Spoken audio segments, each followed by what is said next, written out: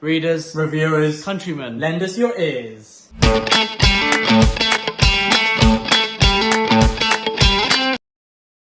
Hello, I recently moved house and here we are in our little studio. You abandoned me. I abandoned my child, in the words of Daniel Day-Lewis. Oscar-worthy performance, that. We're going to be doing our bookshelves today, so just bear with us as we do a time-lapse and see, you know, what books I've got. But firstly, I've got a question before we get into the main time-lapse. I wonder. Can you guess what books Ed is going to put on his bookshelves first?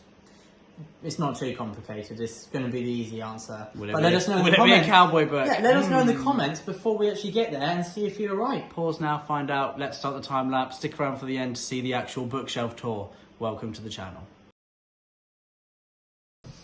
It's a bit weird bending down like this, isn't it? It does feel a bit, but sacrifices must be made for the camera work. Price of libraries. But yeah, of course, it had to be Papa John Gwynn himself. He's not on the shelf, but his books are on the shelf. That would be weird.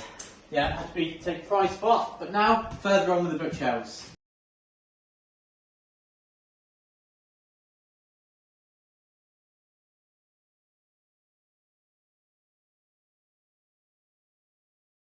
Oh, chitty chitty bam bam, chitty chitty bam bam, we love you.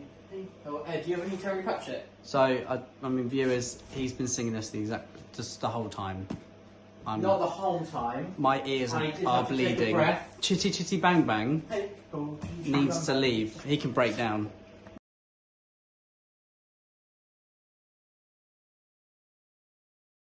So while Will sings chitty chitty bang bang, I want to practice my throat singing.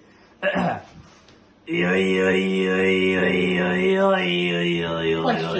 which would you rather listen to as you're pulling books out?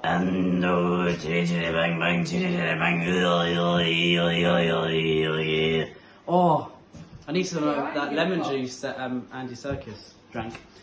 Should we go for round 3?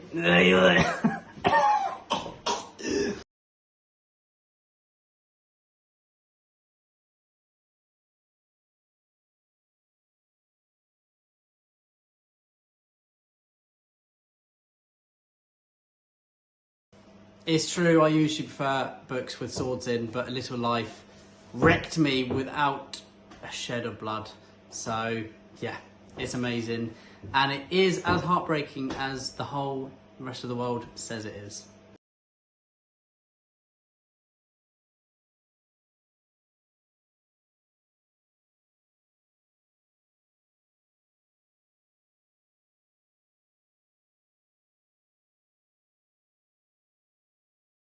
It's been kind of painful. I am knackered. We've been here for a few hours now and Good few hours. We're not done. We're going to call it quits here, but we will continue with it tomorrow.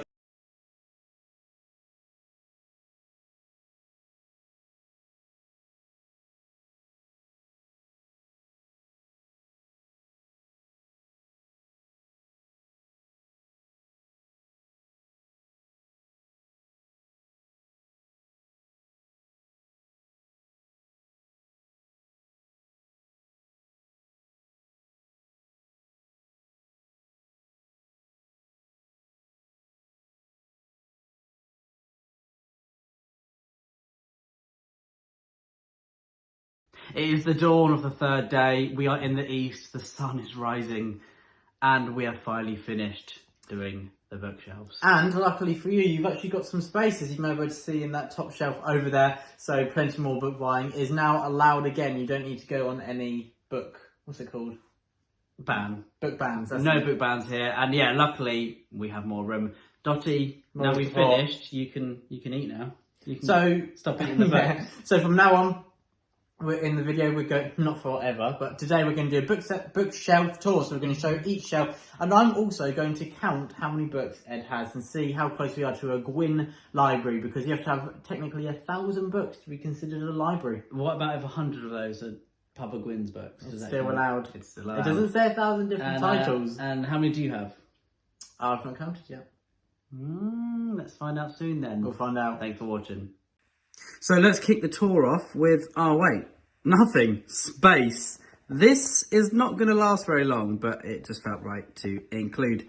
Here is my girlfriend Sadie's shelf. She has put them in colour order. Very, very pretty. Looks pretty good. It does look pretty good. and I will see how many fantasy books I can sneak on there. I wonder if she would like a cowboy book. We will find out. Hopefully she isn't watching this.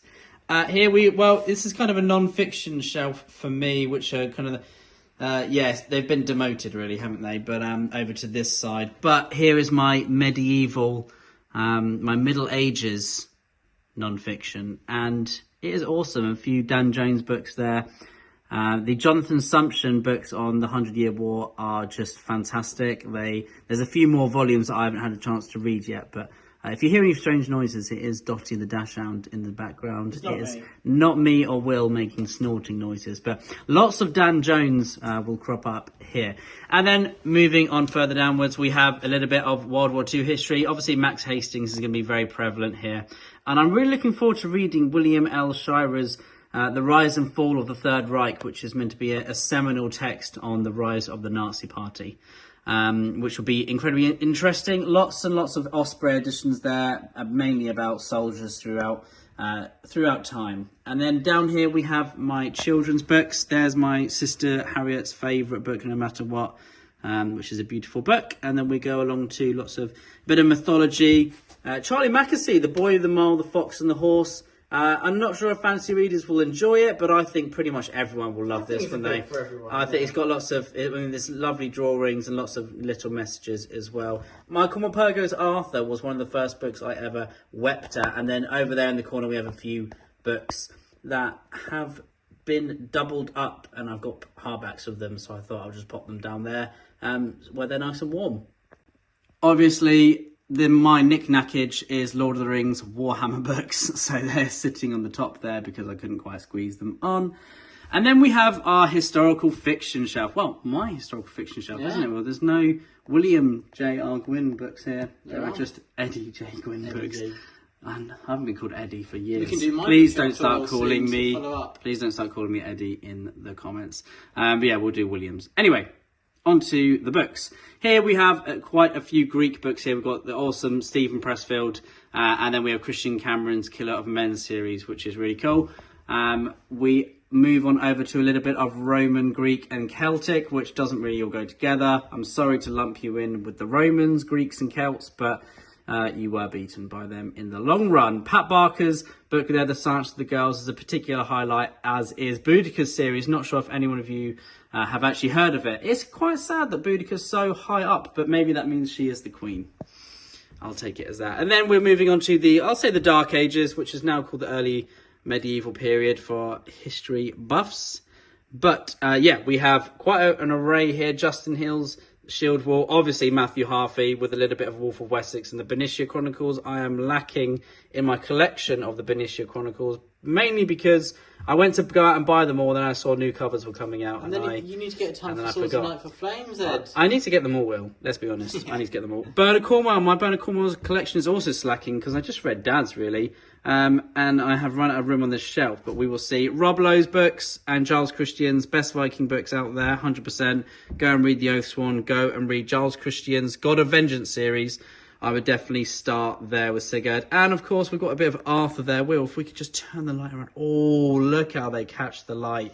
What lovely rose gold colours. It's like magic, isn't it? It is like magic. And are you Merlin? I think you are.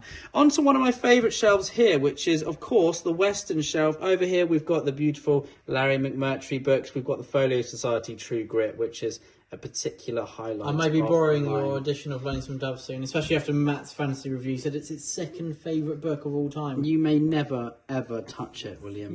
I made you sign a contract saying I could, actually. That's true, actually. I forgot about that. Here we've got 3 books here. Oh, that's just catching the light on not very enticing manner. Yeah. But here we have Ride the Wind, Panther in the Sky and 100 in the Hand.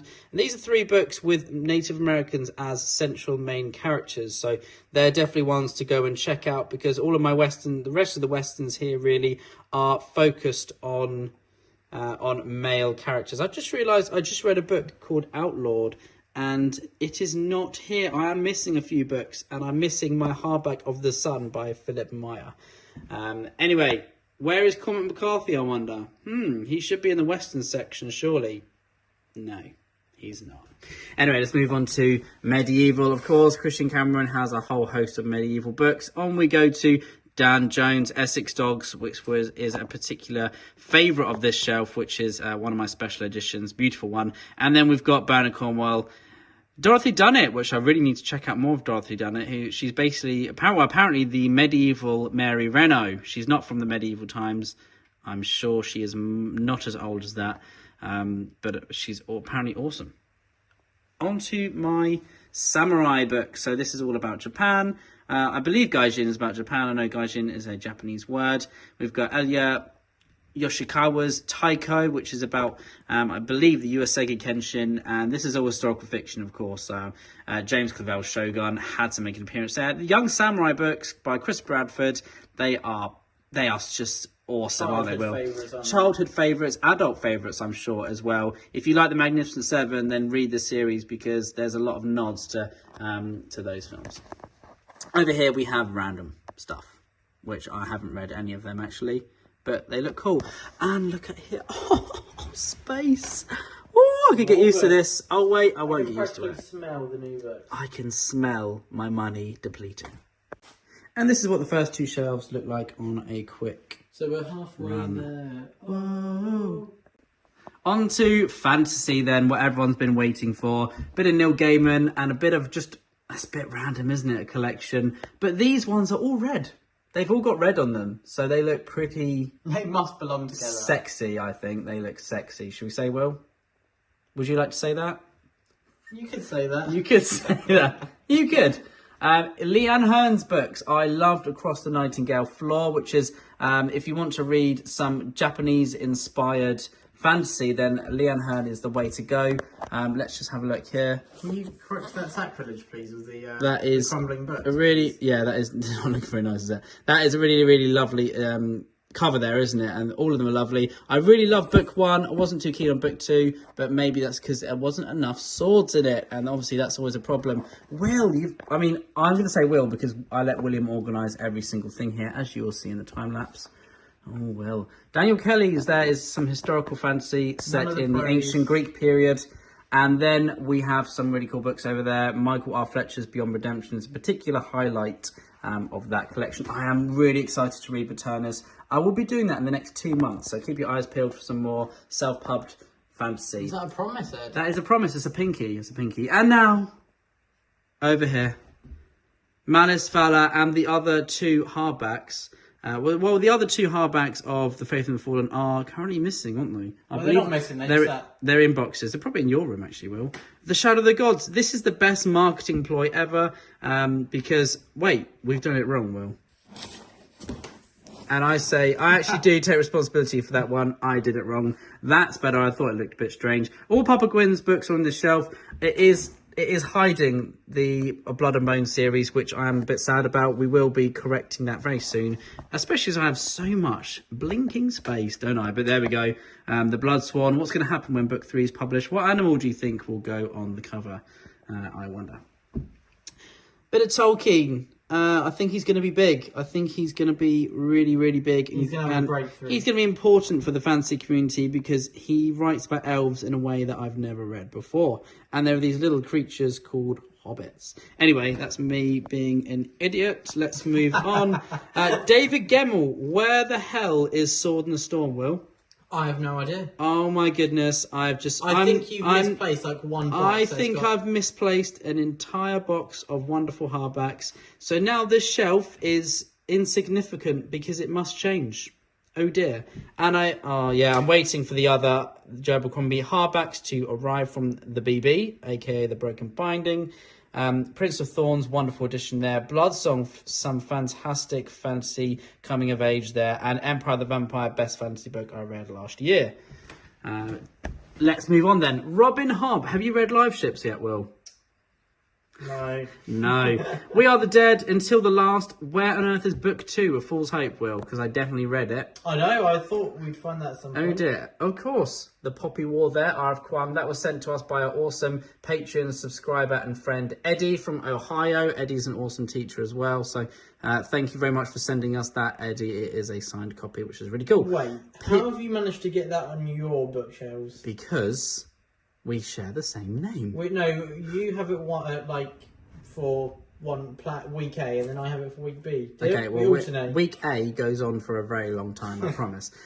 Pierce Brown's series there. I really need to collect the rest of the books. There are other 2 books in the series. I love Pierce Brown's writing. It's awesome. And lovely, lovely little beige hue kind of section here, isn't it? With a tinkling of red. And then we go over just a mixed match rainbow there. Conan the Barbarian, probably the second best cover to ever be made. Frank Frazetta is a legend. What's number 1? Shadow of the Gods. What about Hunger of the Gods?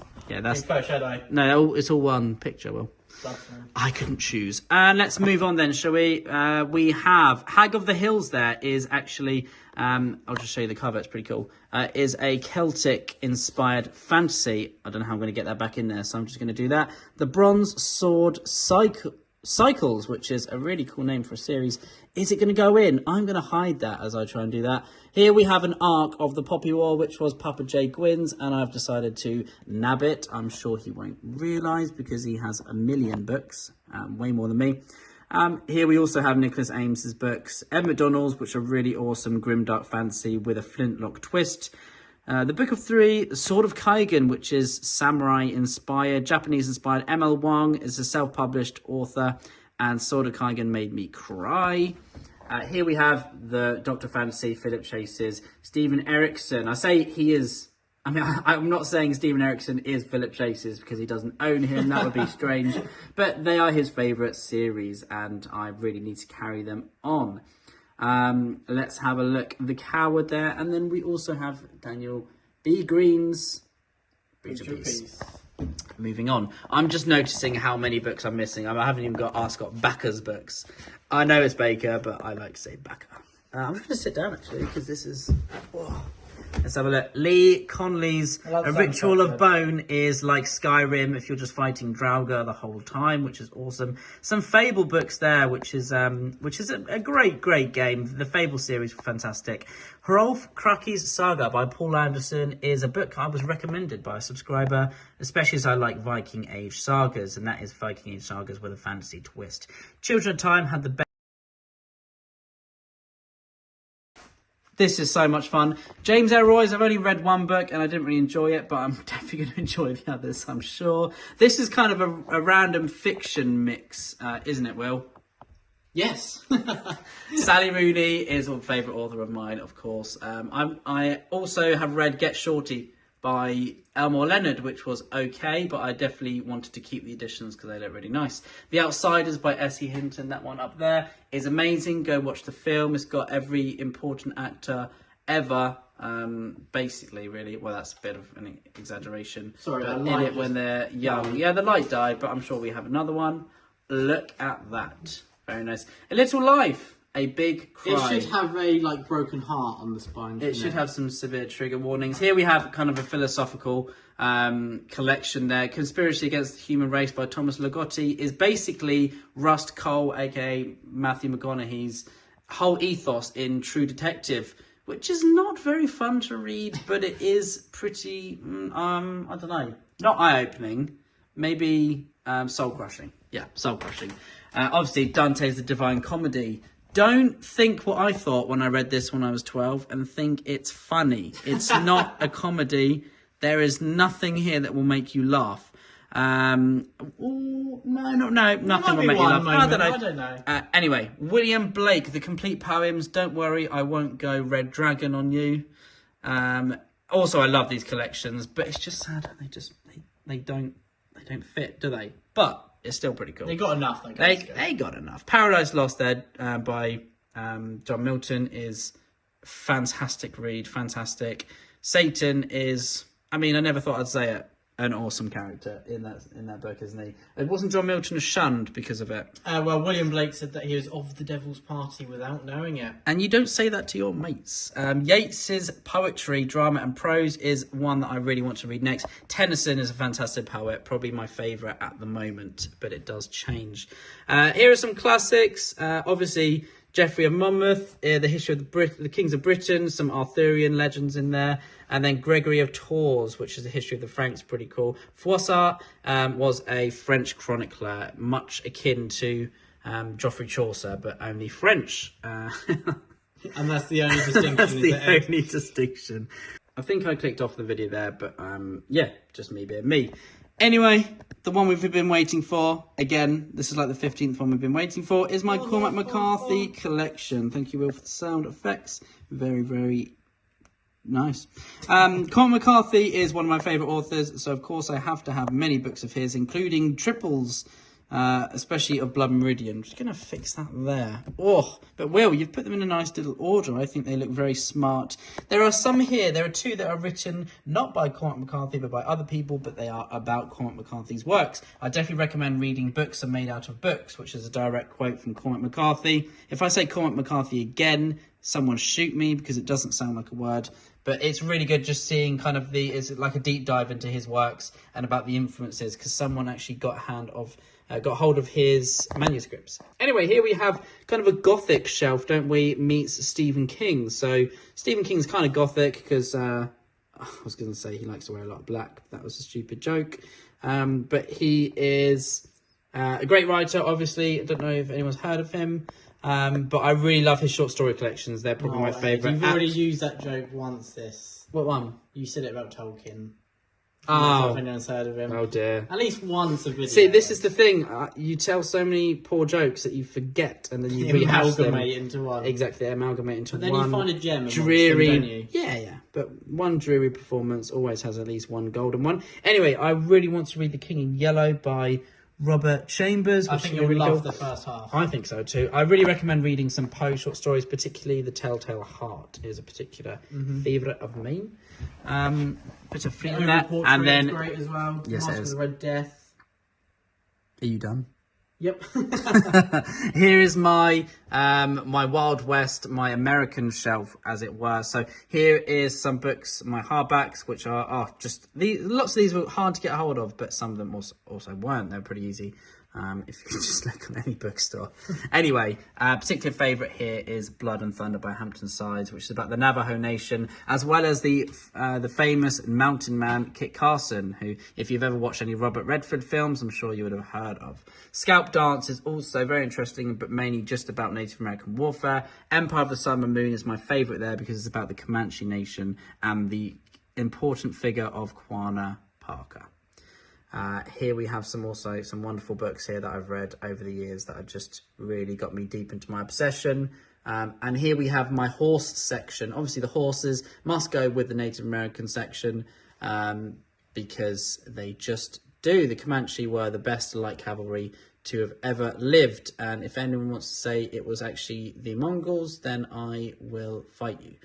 I won't fight you actually, because I would probably lose unless I had one of these bad boys.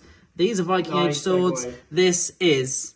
do you know Segway is actually that, you know, when we were driving around Will the other day and there was someone on like an electric skateboard that is like front ways? Yeah. That's called a Segway apparently. Is it? Yeah, so I haven't got one of them, but that would be cool. I'd probably die actually if I drove one of them. Anyway, this is my Viking Age shelf. So this is all obviously non-fiction here. I should have mentioned that. And I've actually skipped a shelf, but I'll go up to that in a minute. I don't know why I did that. But anyway, yeah, this is my Viking Age shelf. These books are my particular favourites, as is Neil Price's The Viking Way. Neil Price, if you really want to write a book on the Viking Age, Neil Price is the person to read. And I would recommend reading The Viking Way because it is a really deep dive. It is actually his doctorate thesis that he wrote about the Viking Age. Children of Ashnell was also great as an entry level, I reckon. But this book is all about Viking swords found in Sweden. So I love that because I got a Viking Age sword based on one of the swords in here. I got it made for reenactment purposes, not for violence. Lovely. The sagas also, Philip Chase will appreciate that book because he also loves them. Up here I have kind of lumped, again, the Celts and the Greeks in with the Romans. I'm sorry, guys, but someone had to do it. A shelf had to be put together. Here we have the Celtic section, Druidic and the Mabinogion, which I will be reading very soon, I promise.